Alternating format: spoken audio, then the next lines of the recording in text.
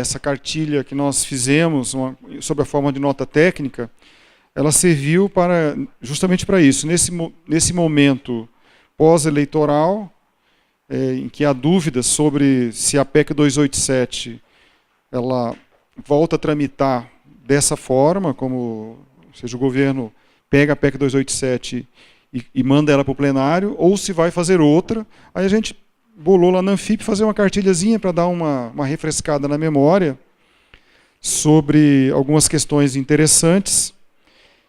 E já atualizando, vai ser até bom, né, porque a gente fez uma coisinha bem prática aqui no capítulo 10 sobre a privatização da Previdência no Chile. Uma coisa bem simples, mas basicamente para que a gente pudesse refrescar a memória. Bom, a maioria de vocês já deve ter me visto falar, né, a gente não vai mudar muito a contribuição da Anfip para esse debate. Eu não teria, talvez não fosse nem importante a minha presença aqui, se não fosse para a gente, de novo, divulgar o que a Anfip vem fazendo ao longo de mais de 20 anos e que tem servido como forma da gente fazer o contraponto sobre o famoso déficit da Previdência e agora transformado em déficit da Seguridade Social. Então, essa é a participação que eu acho que a gente é útil nesse debate da Previdência. Os números, os famosos números. Tem uma outra publicação que nós lançamos agora, só que eu esqueci, que é o resultado da Seguridade Social.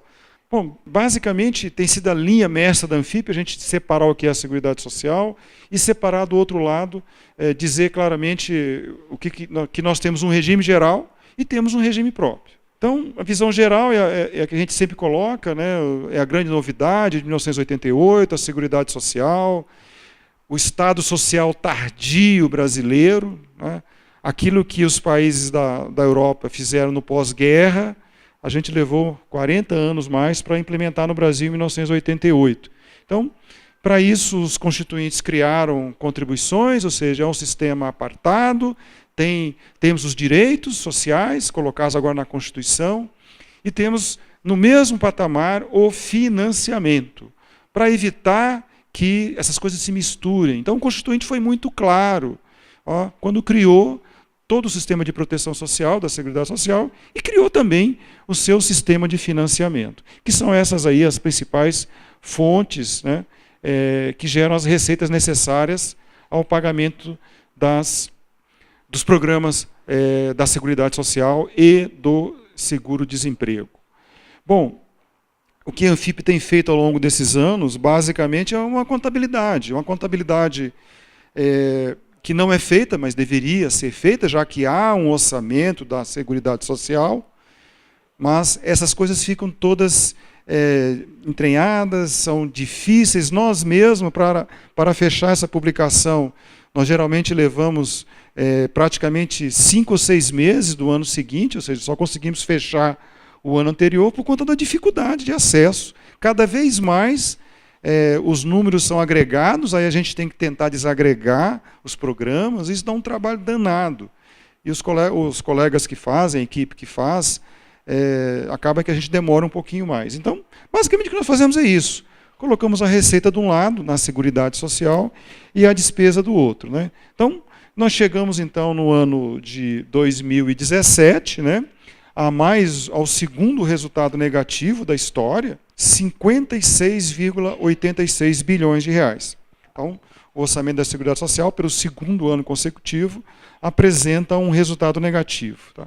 E esse número, né, o governo consegue, através dessas manipulações, principalmente, a de colocar a despesa, uma das maiores manipulações, é de colocar a nossa despesa de aposentados, e aí eu acho que é a entrada no nosso seminário, né, ela é tratada para a apresentação de dos resultados, ela é colocada tudo na conta da Seguridade Social. Então, não importa se está no 194, no 195, e nós lá estamos no artigo 40 da Administração Pública, essas coisas são misturadas, e esse número ele passa quase de chegar a 300 bilhões de reais.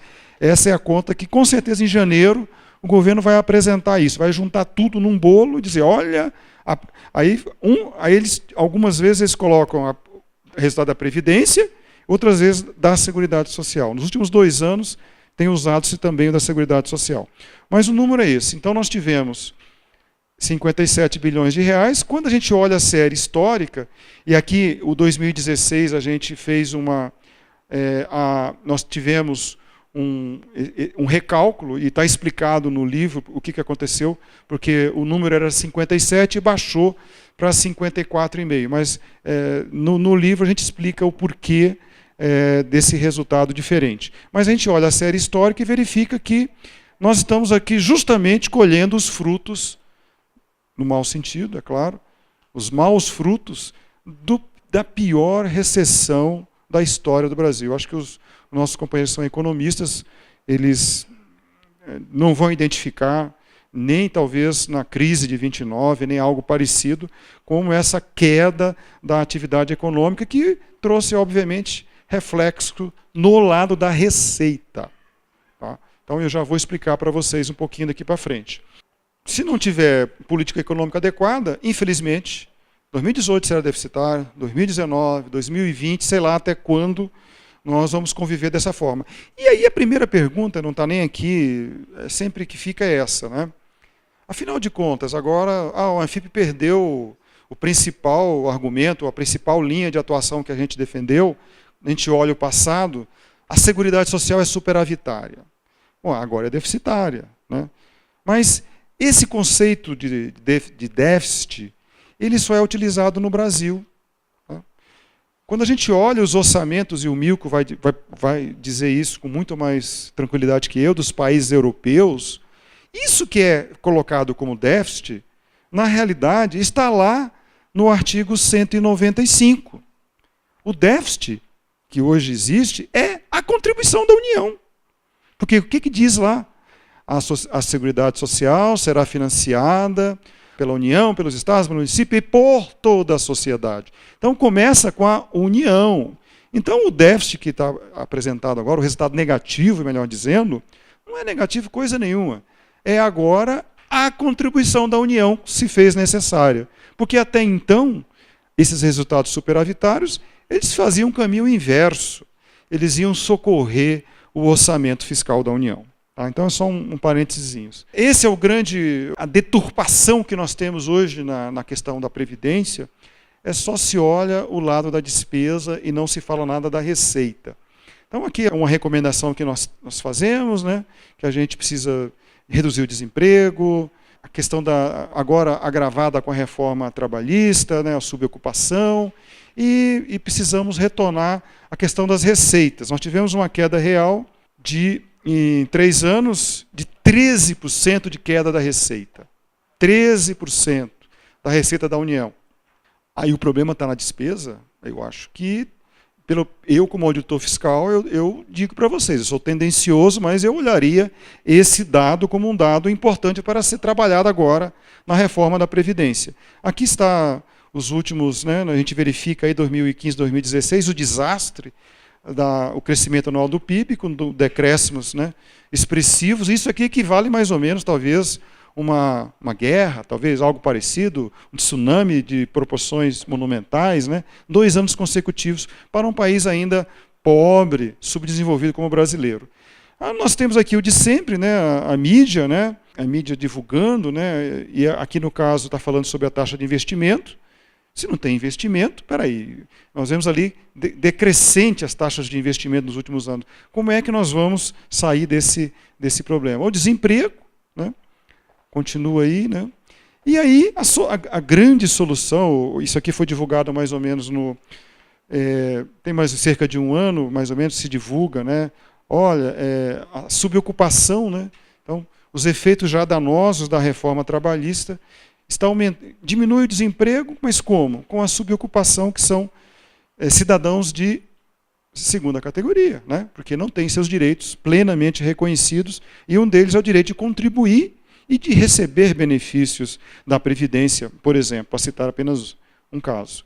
Aqui está demonstrado esse drama, esse vale, a queda de 13,3% em 3 anos, né? Uma coisa astronômica, assim. Isso aqui, gente, se eu não olhar isso, como é que eu vou sair? Eu tenho que olhar. Isso aqui foi um desastre. Isso tem consequências, né? Bom, Aí entrando só mais um pouquinho também numa área que a gente gosta de falar, vocês imaginem, nós estamos vivendo esse período de crise, e aí nós temos renúncias fiscais e desvinculações, lembrar que a DRU passou de 20 para 30, por exemplo, e as renúncias fiscais. Então, para 2018, a previsão são 283 bilhões de reais de renúncias. Então, com um problema, né? Porque as renúncias elas são sempre, elas têm consequências sempre nos anos vindouros. Se um dia o governo decidir estancar a sangria, ainda levarão muitos anos para que isso aqui produza efeitos do ponto de vista econômico. Mas são valores expressivos que a gente precisa chamar a atenção na hora em que se debate a retirada de direitos, porque não há recursos suficientes para bancar, por exemplo, as nossas aposentadorias, ou um reajuste, ou a contratação de servidores. Uai, mas vem cá, mas e esse dinheiro que o governo abre mão? Tá? É muita coisa. E temos aqui casos que são, na União, nós ainda temos uma relativa transparência, mas nos estados a coisa é de doer. Realmente é um negócio terrível. O que acontece com essa prática de dar benesses fiscais às empresas, né, que se apresentam lá de uma maneira pouco transparente. A DRU também está aqui, né, nós temos uma média de 63,75 bilhões de reais. E é engraçado, né, que na última proposta do relator, né, já aquele famoso substitutivo, na qual eles, vamos abrir mão da DRU. Não teremos mais a DRU. Entrou como uma concessão. Mas vem cá, mas o problema é justamente esse, porque hoje a DRU ela é ineficaz. Já que há, como eu demonstrei, um problema da ordem de 57 bilhões de reais, um resultado que há necessidade do orçamento fiscal, da contribuição da União, vir ao encontro dos compromissos da Constituição Cidadã de 88 via a Seguridade Social. Então isso aqui deixou de ser importante, não precisa mais. Porque a DRU hoje, ela é basicamente contribuição social. Ela não é mais como era antigamente, porque os governadores atuaram, né, ao longo desses anos e conseguiram tirar dos impostos. Mas a Seguridade Social ficou, e a Seguridade Social ela não vai, né, para os estados e para os municípios. Isso aqui foi uma coisa interessante, que também é muito interessante a gente usar nesse debate agora, que vai acontecer de novo da reforma da Previdência. O pessoal fala muito na demografia, né? Como se isso fosse ruim, a gente virar um país de idosos. O Brasil fez a transição demográfica em tempo recorde, não sei o quê, isso tem um problema seríssimo. Aí a gente descobriu, eu acho que o IBGE, né, esse dado é do IBGE, ele foi republicado, ele está marcado aqui em 1980, mas ele foi atualizado. E aí tem um ponto que, tem esse pontinho aqui, né? Aqui é os extremos. Em 78 nós tínhamos aqui, vamos colocar 40% de jovens. Em 2060 vai baixar para 13%. Então, meu Deus, cadê o... Não, realmente tem que... Aí, acima de 65 anos, em 78, 4%. Em 2060 serão 27% da população serão de idosos. Então, assim, isso é colocado uma coisa catastrófica, né? Como se fosse inexorável o espinhadeiro à frente. E aí, quando a gente devia estar olhando, era essa fase aqui, olha só. População e idade ativa. Então, em 78 eram 57% da população brasileira, e esse gráfico, essas projeções, talvez os números não sejam exatamente esses hoje, mas nós temos aqui, em 2060 eu vou ter 60% da população economicamente ativa apta a trabalhar. Então qual é o problema do Brasil? O problema do Brasil essa é a pergunta que a gente tem que fazer. O problema do Brasil é que vai ter muito idoso em 2060? Ou o problema do Brasil é de hoje a 2060 arrumar um projeto de país para esse batalhão de gente que tem que trabalhar, que quer trabalhar, que são nossos filhos, são nossos netos, ainda os que virão ainda entrar, que virão ainda nascer. Então esse gráfico eu achei interessante porque não se fala muito nisso, né? Então o Ciro Gomes na campanha eleitoral falou um pouquinho no projeto de desenvolvimento nacional, foi o mais, acho que quem mais falou, mas em linha gerais a gente não fala que nós precisamos de um país, precisamos de um projeto de nação.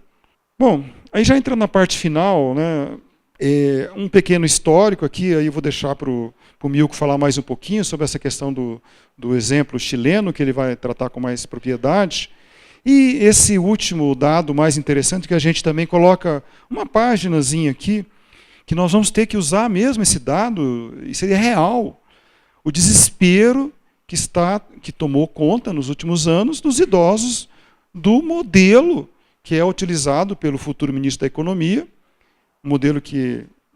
modelo arcaico, ultrapassado, mofado, e que lá no Chile foi experiência pioneira. Então hoje, 30 anos, 35 anos depois, o resultado é esse, a desproteção generalizada dos idosos. E com esse agravante, aqui no livrinho a gente traz até o número.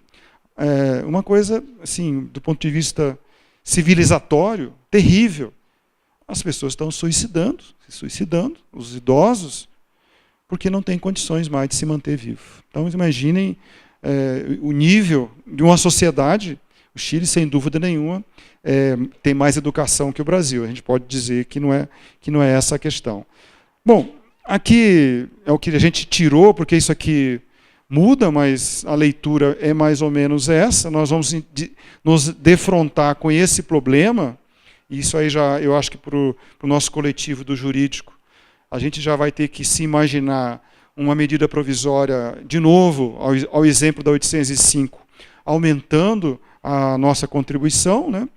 Então, isso aqui a gente vai ter que verificar como é que nós vamos tratar, mas, em princípio, nós já entendemos que algo como isso vai acontecer. Esse aqui foi um dos dados que nós usamos na quantidade imensa de material que a Anfip produziu durante a tramitação da PEC 287, a questão do regime próprio e essas projeções. Então, quando a gente verifica, né, as projeções, esse azulzinho aqui, que é do nosso, aqui do regime próprio, gente, o regime próprio, olha, o déficit do regime próprio a nível federal, ele vai chegar, inclusive, a zerar em 2090. Então, esses valores aqui são irrisórios, tá? São irrisórios do ponto de vista de importância macroeconômica. Nossa situação já está resolvida. A emenda 41 já está em vigor. Hoje, a quantidade imensa de servidores públicos já tem a média como fator para a sua aposentadoria e não mais a paridade, a integralidade. E depois de 2013 para cá, já há o teto do regime geral, que hoje é menos ao redor de 6, ou menos um pouquinho que 6 salários mínimos. Então não é nada grandioso. Então, isso aqui já para falar um pouquinho sobre isso. Então era isso que eu tinha a dizer. A Anfip, eu vou ficar aqui para debater, e principalmente para ouvir os nossos dois palestrantes, e agradecer e dizer que nós vamos ter que conversar muito.